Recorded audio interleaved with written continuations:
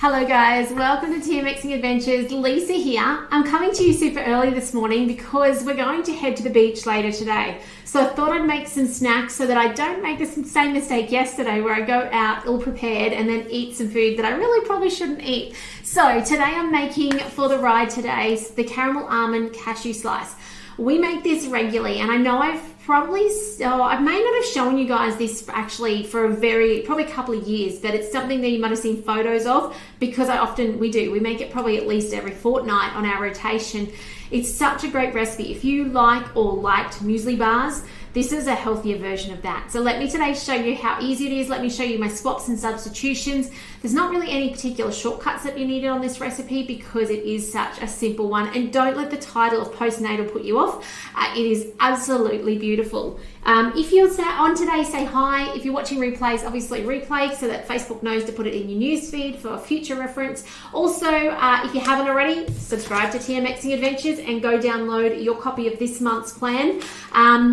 By the way, that is up in the blog for those of you looking for it, but subscribe while you're over there because I'm about to put a newsletter out on Thursday. Oh, that's tomorrow now. Is that tomorrow? I don't know. The days of this week is going really fast. We've only got a couple more days left of this one. We've actually only got broccoli bites, which I may do later this morning before we go out.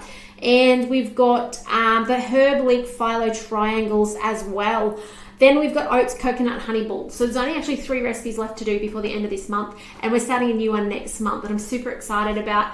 I won't yet let you in on the surprise of what that is. That's going to come out soon.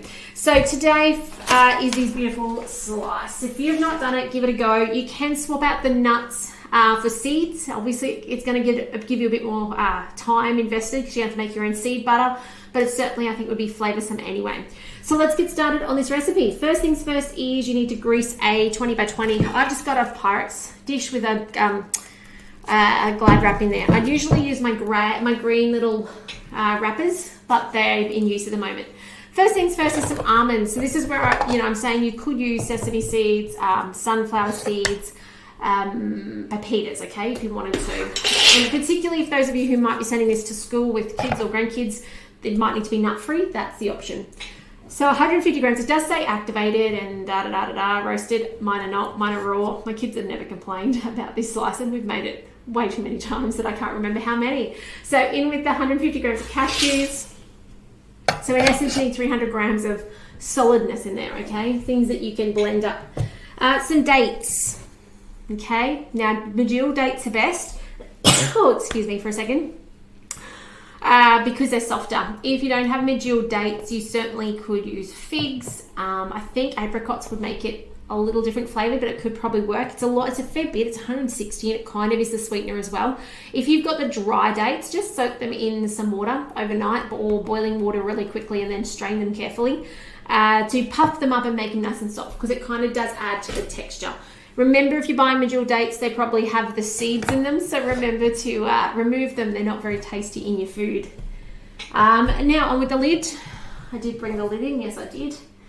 And we're going to blitz this down, and it's quite a rough chop. It's not like a flour, it's quite loose still. So 3 seconds, speed 6. See, very quick. Hope that's not too loud for you guys. All right, let me show you what this looks like. Now, if you like it finer, take it finer. I'm going to take mine a bit finer because my kids do like it finer. So I'm just going to hit the back arrow. Actually, I'm not even going to do that. What was it? Speed 6. Let's go up to 6 till I think it's the texture for them. So another 3 seconds, and I think that's right for them. Otherwise, you just end up with big bits in there, which makes it a little hard to cut, in my opinion. That looks better to me. Can you guys see that? So it's still got texture, but everything's kind of chopped. Next up, we've got dried cranberries. I'm using sultanas. If you've got cranberries left over from your Christmas cooking, good chance to put those in. Raisins, any of those sorts of small dried fruits. 40 grams of those. Oh, that's actually not much. That's 49. Oh well. Next up, by the way, this does need to be made with 2 hours to go in the fridge, so you do need to allow yourself a bit of time so that it can chill and solidify for you to cut it up. Now, coconut oil melted. If you don't have coconut oil, I would say put on your shopping list. It's a good thing to have in your pantry as a substitute when you run out of butter. You can use it in place and things like that.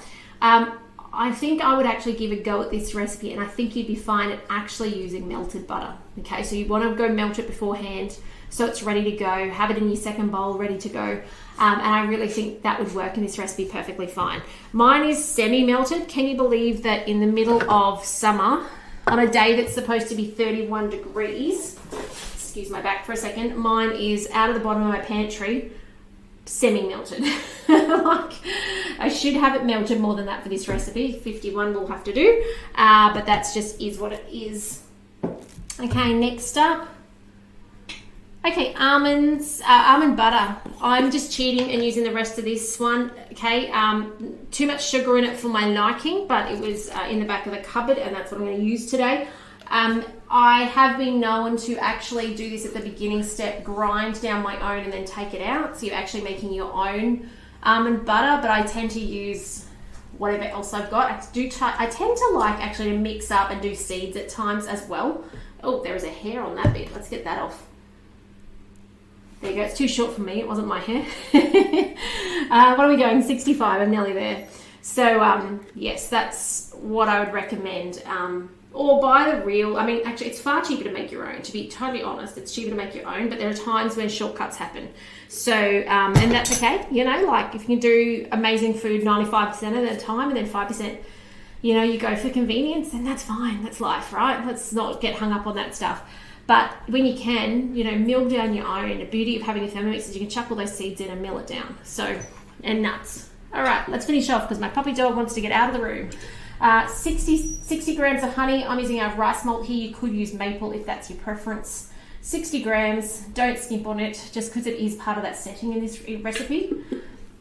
As I say that, and do 50. Let's go a wee bit more because I don't want it crumbly, because otherwise the kids make the biggest mess with it. There we go, that'll do. Okay, finishing off, it's got 2 more ingredients. Actually, it's got 3 and I skipped one of them. Wattle seed. I don't know what that is. Leave it out. You don't need it. Trust me. I don't think we've ever made it. Vanilla extract. This is my homemade vanilla paste, half a teaspoon. This is what actually gives it the caramelness. Between the dates and this stuff, that's kind of what makes it caramel flavored. Okay, so there's that. And then last up is cinnamon. 1 teaspoon, okay? It's beautiful in it. And then we're done. So now we actually just put this down and we're going to scrape it then into our tray. I'd love to know in the chat, and some salt.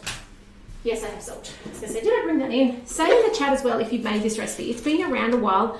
It's out of, I think, a Louise Fulton Keats books that we actually had back in TM5 days. So it's been around a long time, but often, as I said, the title puts people off. It's a bit like the kid-friendly butter chicken. That's been around a long time. People don't make it because it's got the word kid-friendly in it, and yet it's the most simple and amazingly flavoured dish. So, insert the measuring cup, 40 seconds, reverse, speed 3 while you put your things away.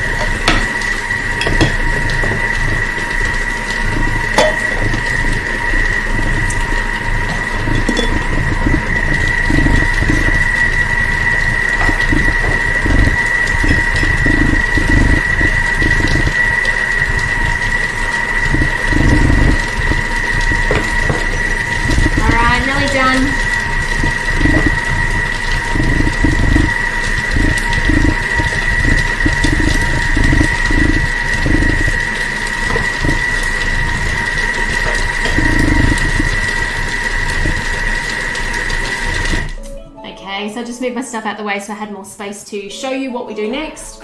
And it's your time, that 40 seconds. It's amazing. You can pretty much clean your kitchen in 40 seconds. It's amazing how easy it is when you've got the Thermomix and you've got hands-free time. So now it says transfer the mix, press it down evenly with your spatula, and then it says to put it in the refrigerator for 2 hours until firm. So literally scrape it out, press it down.